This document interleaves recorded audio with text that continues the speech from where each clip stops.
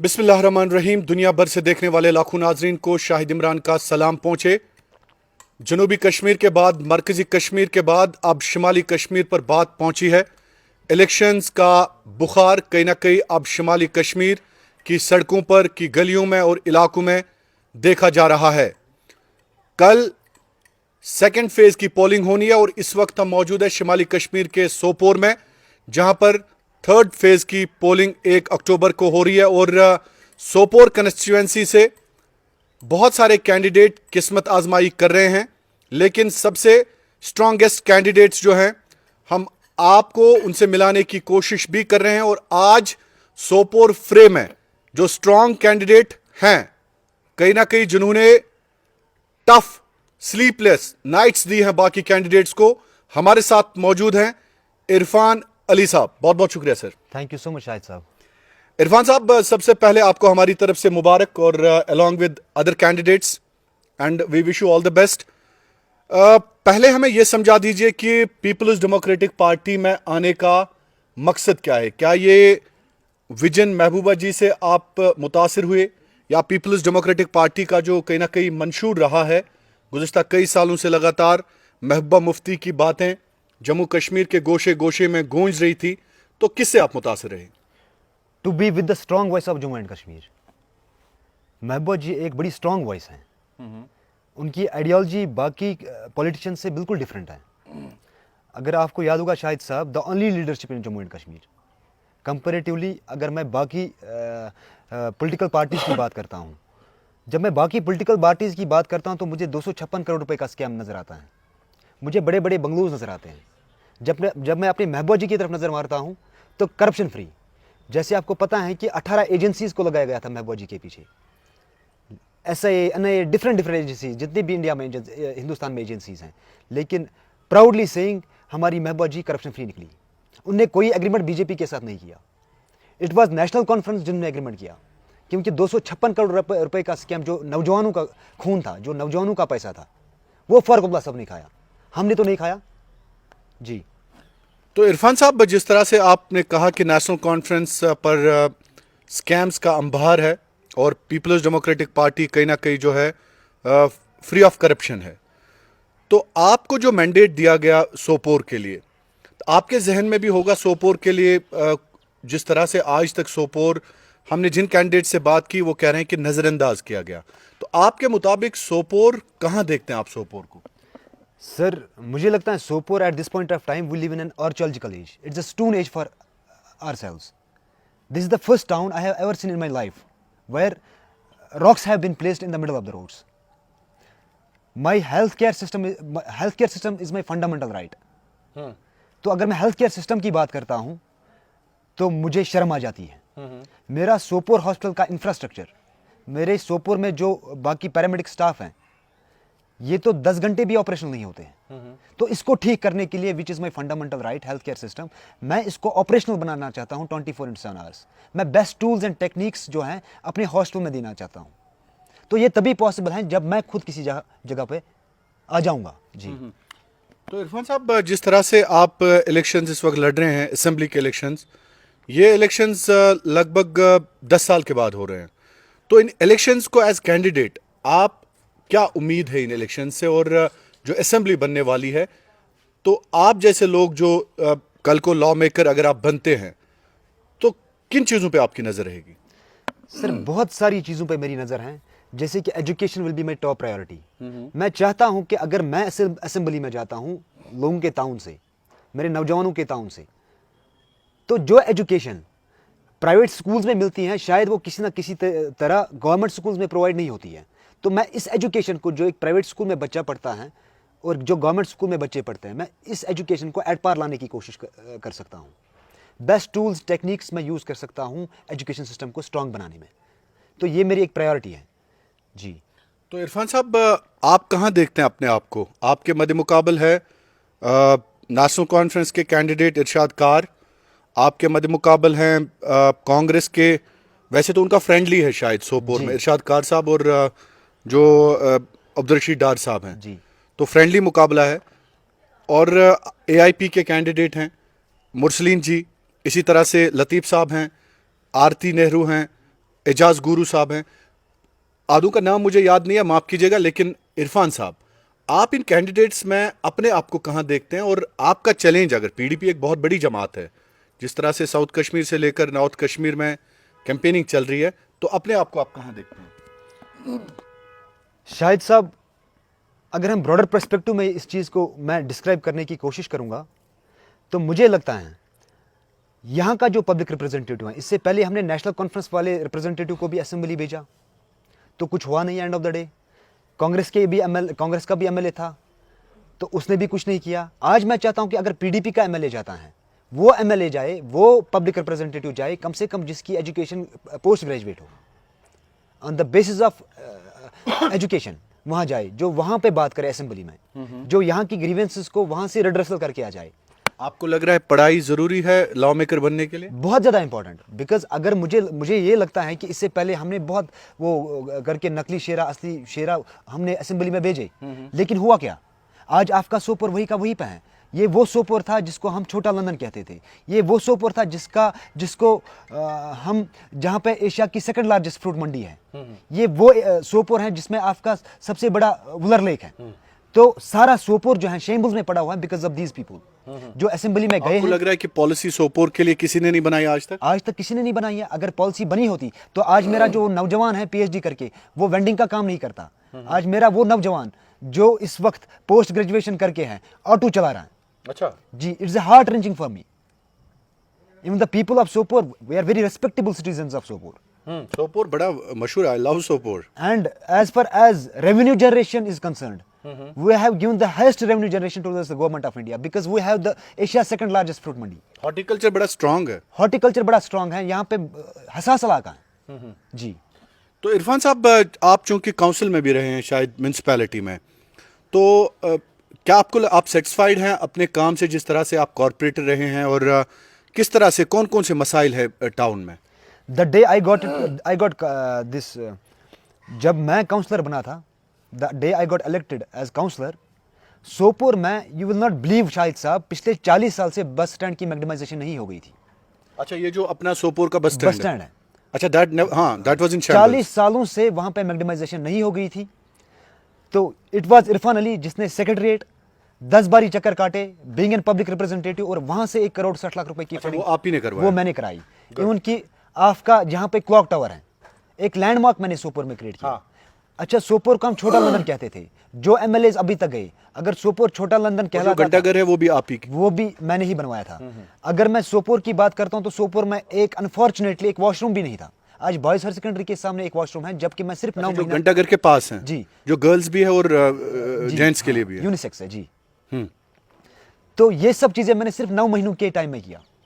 9 महीने जब हो गए तो हमारा लेफ्टिनेंट गवर्नर साहब को लाया गया।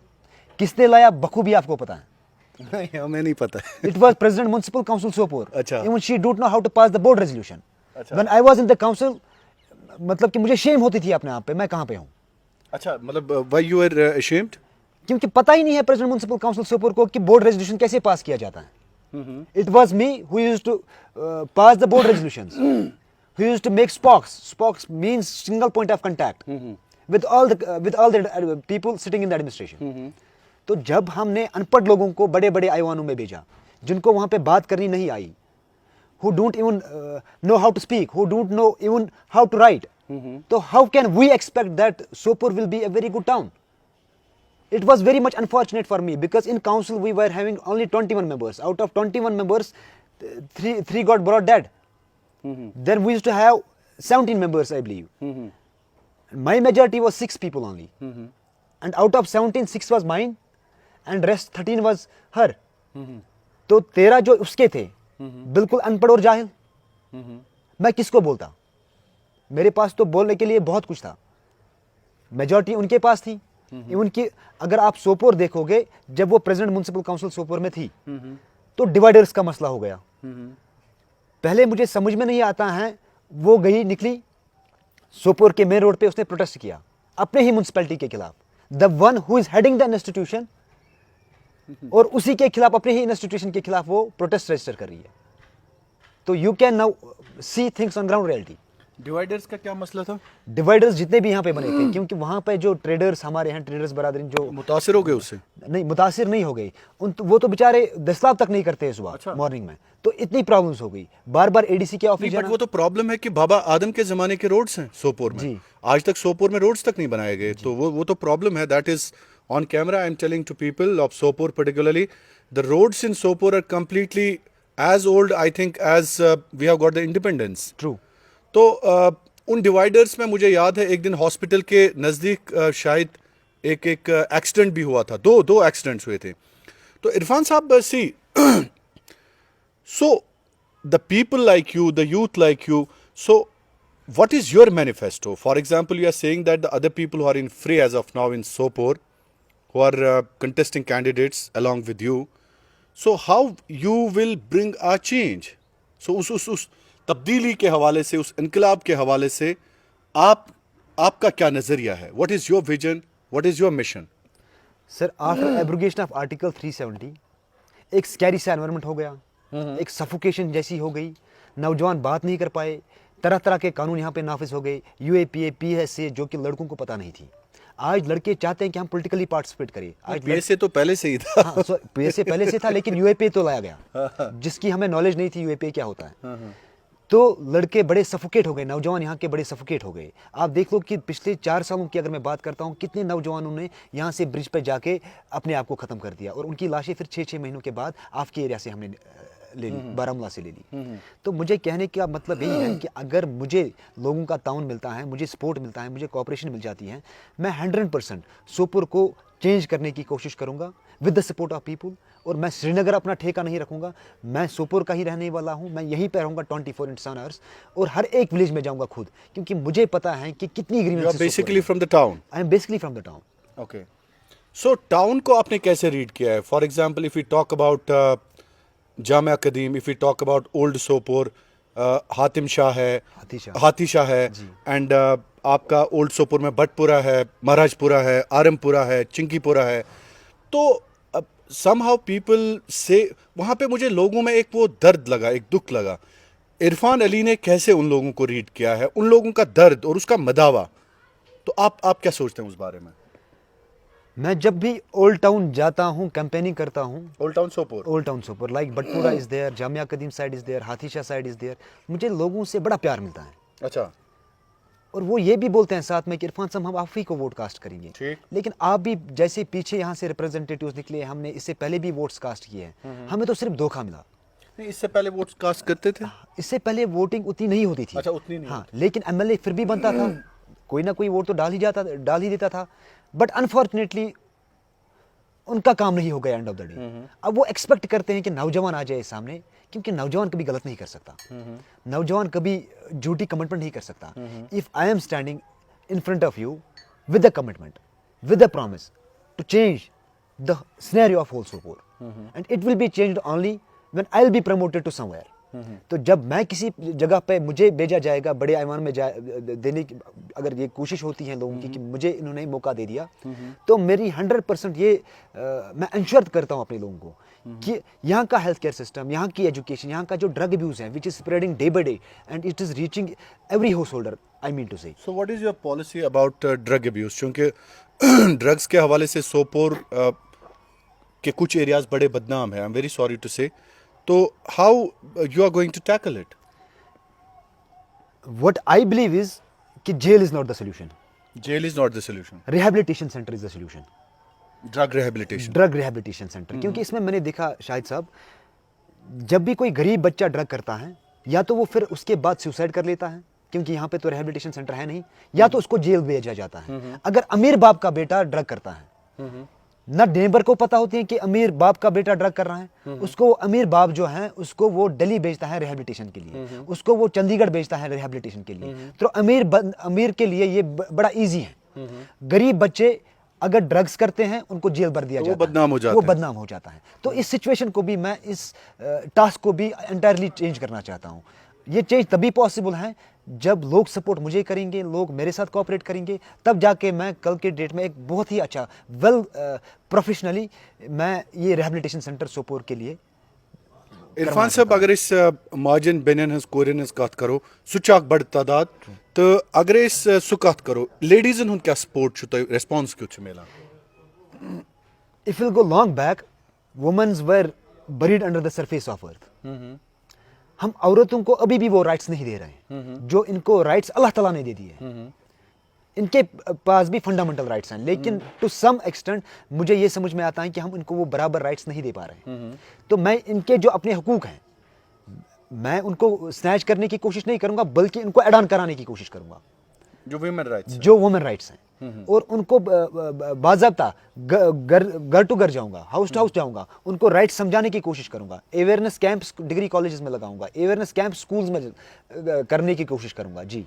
सो आपको कहीं ना कहीं लग रहा है कि अगला एमएलए सोपोर इरफान अली है या अभी चैलेंज है? चैलेंज ऑफ कोर्स हैं।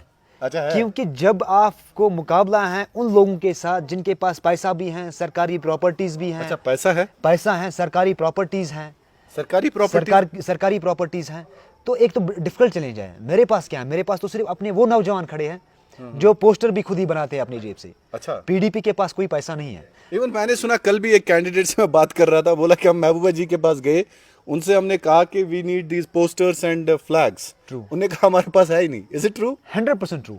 क्योंकि आपको समझनी चाहिए ये बात, क्योंकि महबूबा जी जब भी घर से निकलती है उसका अपना घर ही नहीं है। पहले उसको बोला गया था कि आप सरकारी बंगला छोड़ दो, उसने 24/7 आवर्स में अपना बंगला जो है छोड़ दिया, किसी और जगह चली गई। हमारी लीडरशिप बिल्कुल प्योर है, हमारी लीडरशिप ट्रस्टवर्दी है, हमारी लीडरशिप गॉड फेयरिंग है। उनकी तरह नहीं है जिनने जो 256 करोड़ रुपए के स्कैम्स किए हैं। वो तो 67 एमएलए 1947 से लेके आज तक आए हैं। हम तो 2014 के इलेक्शंस में हमने तो 16 एमएलए पे हुकूमत बनाई।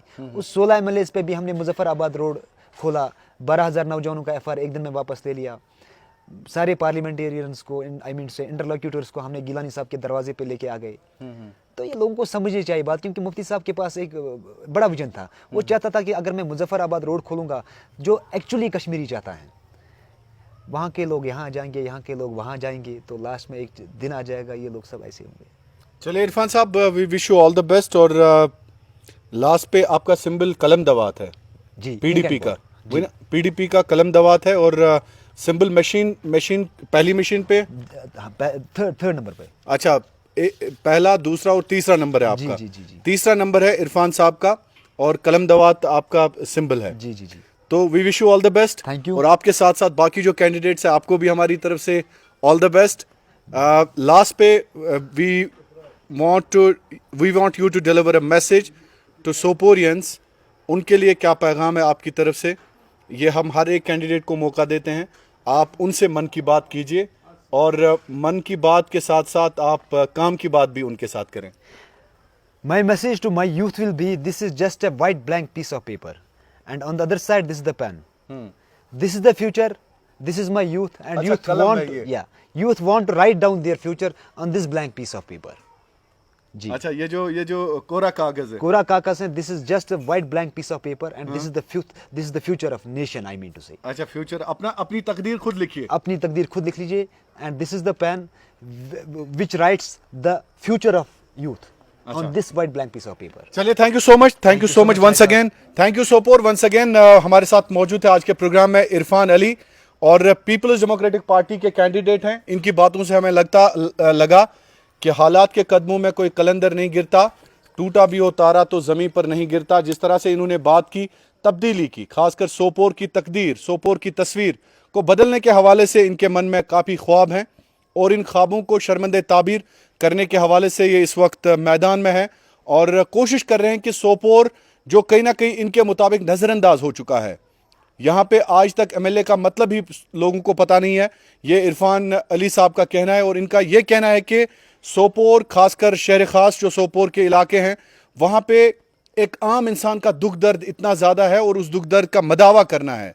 यहाँ पे इन्होंने ये भी कहा कि लोग इस वक्त कहीं ना कहीं पिसे जा रहे हैं, जो मुख्तलिफ केसेस उन पे लगाए गए हैं, उसकी बात ये करेंगे, और वक्त की सबसे बड़ी ज़रूरत भी है इनके मुताबिक वही। बहुत बहुत शुक्रिया। और इरफान साहब, हम कोशिश करेंगे कि आपके साथ हम कैंपेन में भी एक दिन आ जाएं, कि लोगों के साथ आप कैसे मिलते हैं, लोगों के साथ आप कैसे कैंपेन में जुड़ते हैं। Thank you once again, thank you so much, thank you so much. Kashmir जिंदाबाद और सोपोर जिंदाबाद।